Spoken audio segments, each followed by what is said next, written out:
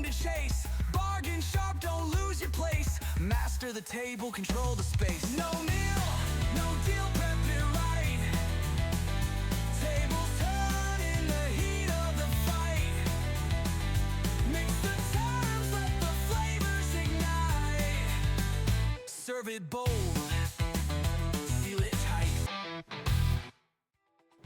Welcome to No Meal, No Deal, the cooking show where we get to know the person behind the expert. We're going to invite pioneers in the world of negotiation and put them in a situation where they might not be an expert.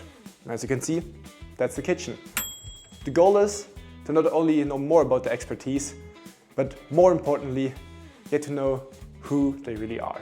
Our guest today is Matthias Schranner. He's the founder and CEO of the Schranner Negotiation Institute. I've been working for him for more than 8 years, and anything I know about negotiation, I learned from him or his colleagues. So, without further ado, let's get cooking with Matthias Schranner. Thank you, Matthias, so much for joining No Meal, No Deal. This will be a series of 3 episodes where we cook 3 dishes that Matthias chose. You will tell us more about them in a second. And each episode will be filmed and edited separately, so you will have 3 videos that you can watch. And yeah, before we dive deep into that, what are we cooking today? Well, first of all, thank you for having me. It's a great idea. No meal, no deal. And from my perspective, from a negotiation perspective, it's true. You need a good atmosphere, and cooking together, it's a great opportunity to exchange ideas, to show your creativity, and this is what I would like to do today. There are 3 dishes, so I'm vegetarian. I eat a little bit of fish because my doctor told me it's necessary. So we have 3 dishes. The first one is, of course, we cook Italian because my grandma was from Italy, from Lago di Como. This is why I'm quarter Italian, right? I'm not good at math, but sounds about right. And so I love to cook. And so we do have tuna. We start with tuna. Then we will focus on a warm antipasti with zucchini. And then the main dish, it's a pasta, my signature dish. It's eggplant. And yeah, we will talk about this more later on. Amazing. I'm very excited. And as I said, it's all about having a chilled atmosphere in here. So no pressure. A very important disclaimer: we are not professional chefs to any means. You are not. I'm not. I'm not a professional chef. I can't talk about for him. So don't take anything too seriously. We will try to give you fun recipes you can make at home. But yeah, let's get started. So what do we need for the first dish? We have our little pantry here. I need a bigger. You need a bigger bowl. We came prepared. Okay. So the most important thing, if you use this, they should be cleaned up. Otherwise, it's too. I don't know the exact English words. It's schmierig, you know. It's like greasy. Greasy. Yeah, greasy. Yeah. Otherwise, it's too greasy. So for you, very important. It's a starting point. It's always important. It's in the Italian cuisine, as you know, everything is about the right olive oil. It needs to be extra virgin olive oil. And there are several qualities, and try to get the best possible olive oil because it's all about the oil.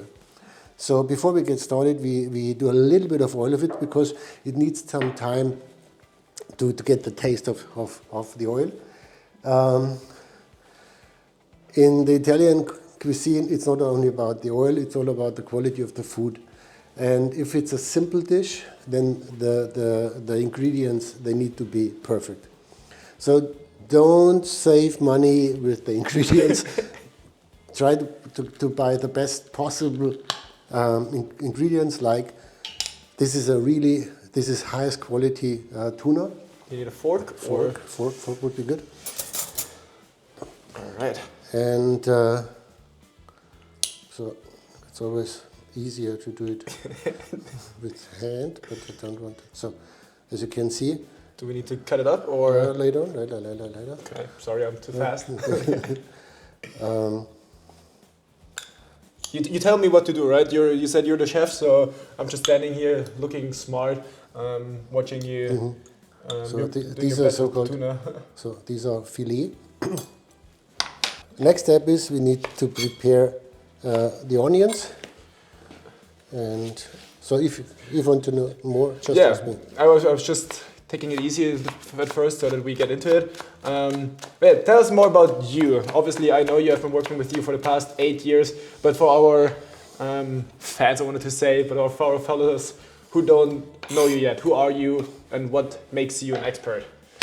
So I'm fascinated by negotiations, especially by difficult negotiations, because I'm a former hostage negotiator.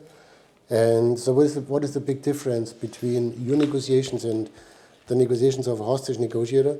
Usually you negotiate, and if you don't reach an agreement, then you end up in a deadlock. That's the most critical phase of a negotiation. As a hostage negotiator, you always start a negotiation in a deadlock. Because if you arrive at a location, at a scene, there's a hostage taker with a gun in his hand telling you, if you don't get this, I will kill the hostage.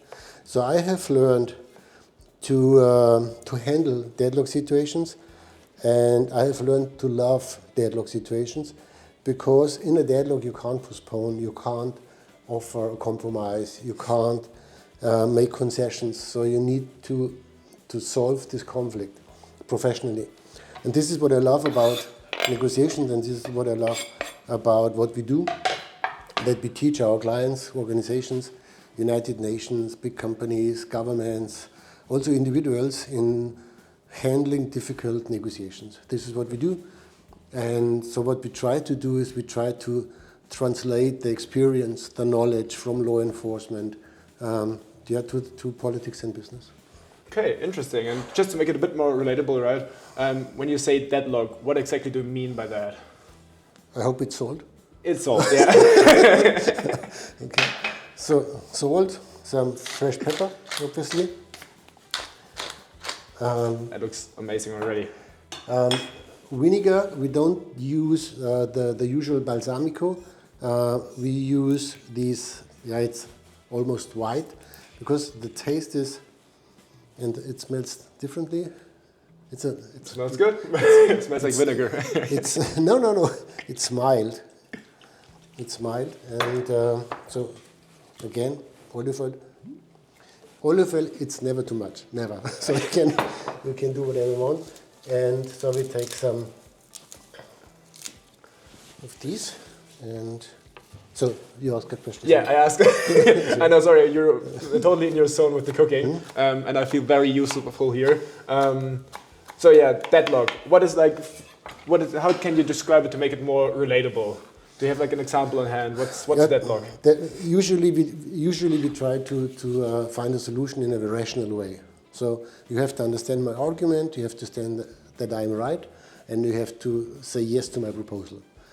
If you don't understand that I'm right, if you don't understand my argument, then you go against me. Yeah.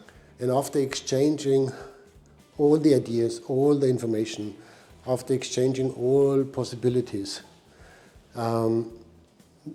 after trying everything to make it happen, and you get the feeling, well, I need you and you need me, and we are far away from an agreement, that's deadlock. You tried everything, and all the usual techniques like rational arguments, they don't work anymore. And this is why you need to approach this negotiation differently. I see. And so deadlock is really if there's no other way out.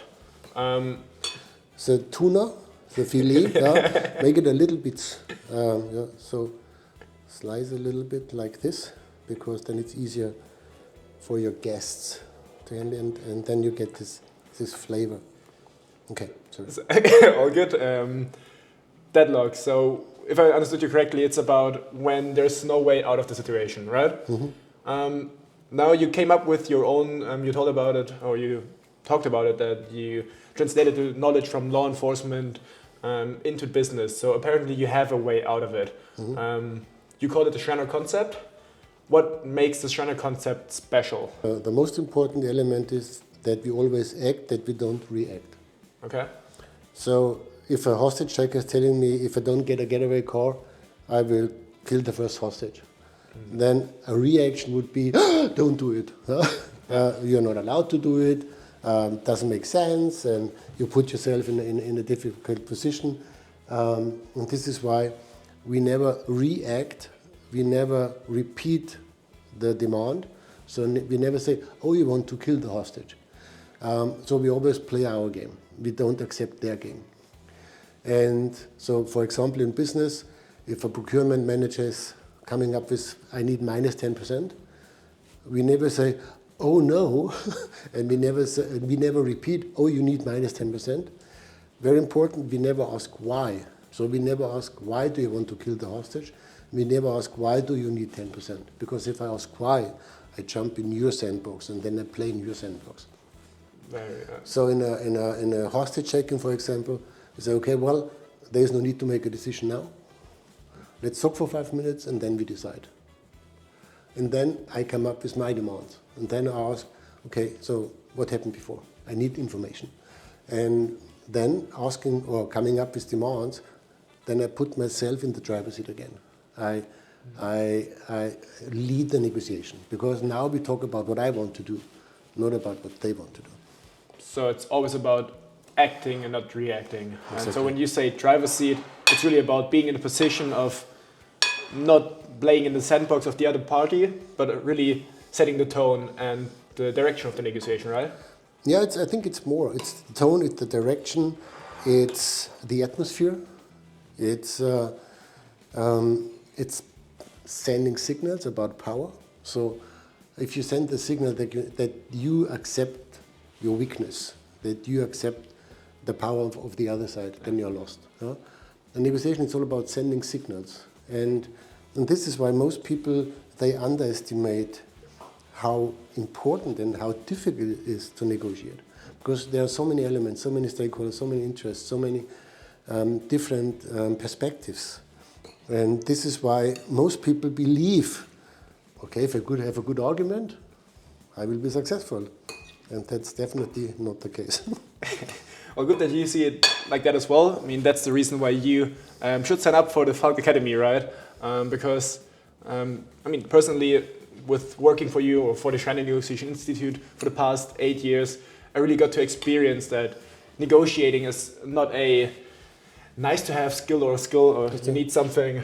Maybe we can just. I'll take this one. It's not a nice to have skill or something that you can just. It's not a talent that you just have, right? It's a craft that you can actually learn and that you can improve upon. If you have like tactics, and they're like more basic tactics. Correct me if I'm wrong. And we have Elias get into here. Get a close up of that. How beautiful that looks. It looks really good. So it needs around 15-20 minutes, and then it's ready to serve. Yeah, I'm glad that I didn't touch anything. Like my hands are still very clean. But yeah, just to sum up with the thought I just had. I mean, correct me if I'm wrong, but there are more basic tactics. I mean, not basic, but fundamental tactics. And I think that's the beauty about negotiation, right? That it's not just some communication advices that you can do better, but it's also a lot of psychology, it's a lot of strategy. So with a few simple tips, you can be better. But if you really want to master the art, and I think it's an art or a craft of negotiation, it gets very complex very fast. I think not everyone can achieve the highest level of a negotiation, because you need a different understanding, you need a lot of empathy, you need to be able to read the lines, and you need to be able to read between the lines. And what most people do, they read the lines and they react on the lines, like minus 10%, no, you won't get minus 10%. Instead of reading between the lines, like maybe he or she is under pressure. Maybe he or she has an internal issue. So you don't know it. And this is why it's so important to play your game, to stay focused, to focus on your target, and don't get distracted and don't put yourself in this defensive, justifying position. Very interesting. I'm sure we're going to talk more about that with the second course. So this is our warm-up course. I mean, it's the starter after all, right? So thank you for showing us your favorite recipe for cold starter. And we're gonna dive deeper definitely on your statement just now that not everyone can be an amazing negotiator, so there's some talent involved, but also hopefully some hope for all of you guys that there is hope, that with a little help you can actually improve by a lot. And I also want to dig deeper on why it is important to never ask why, and maybe some differences between the Harvard and the Schranner concept. I think there's very interesting topics that we can cover here. But for now, thank you so much. And we will have some B-roll. Oh, right, we didn't taste it at all. Let's do some taste test. Fork, spoon. Well, now I have 2 forks. And I'm sure it's delicious. Oh, I am.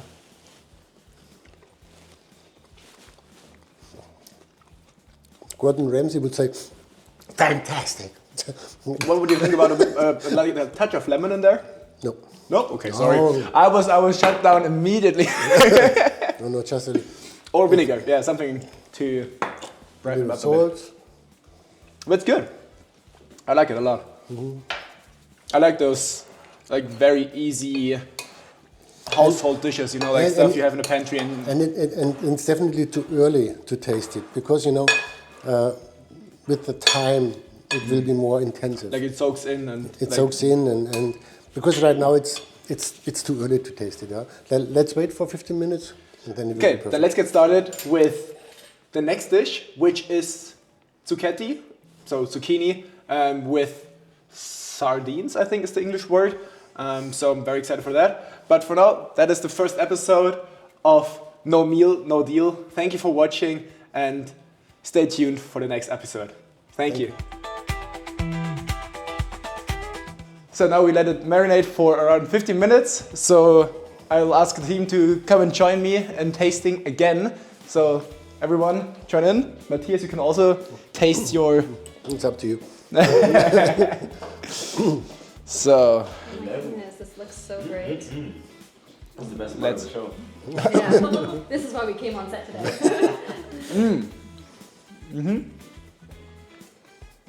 I see what he meant wow. by 15 minutes. It did change. Sorry, I just talked with my mouth full of food. Oh, there we go. Yeah, see. But it's good. That is really good. Well done, Matthias. Well done. I'm very excited to see what comes next. We're gonna So, need like a 50-minute break to Yeah. do this. Yeah, let's finish this before. I mean, just take it with you. We're gonna continue working here, and then you can work. You can eat. It'll be gone when you Amazing. finish. All right. Thank you. Yeah. We'll take it. Enjoy. Perks of working for Falk Academy. Chop it up, slice it clean. Build a deal like a fine cuisine. Fabio's flair, spice extreme. Schranner's playbook sets the scheme. No meal, no deal.